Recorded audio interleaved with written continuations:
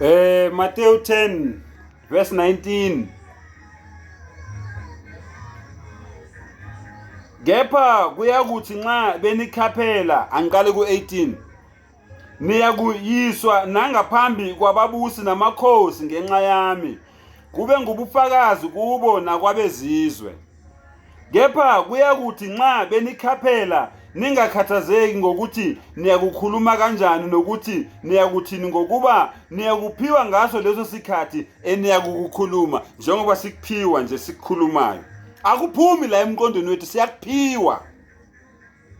Ngokuba akuyinina enikhulumayo kodwa umoya kaYihlo okhuluma kini. Sikhuluma ngomoya kaNkulunkulu lo sidalile. Yiwo lo okhuluma yakhuluma thina.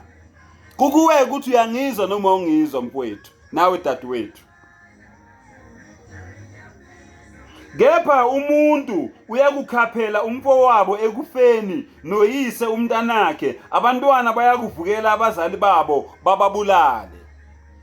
22 niyakuzondwa ngabantu bonke ngenxa yegama lami kodwa okhuthazelayo kuze kube sekupheleni lowo uyakusindiswa. Nxa nibingelela komunye umuzi nxa benizingela komunye umuzi anobalekela komunye ngokuba ngiqinisile ngithi kini aniyikuqeda imizi yaka-Israyeli ingakafiki indodana yomuntu.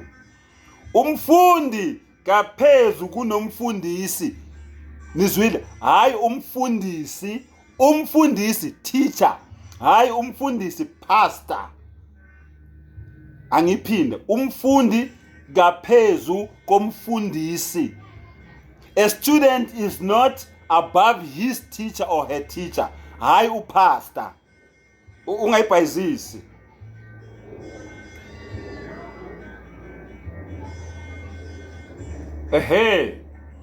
Nenceku kayiphezu kwenkosi yayo. Nenceku kayiphezu kwenkosi yayo.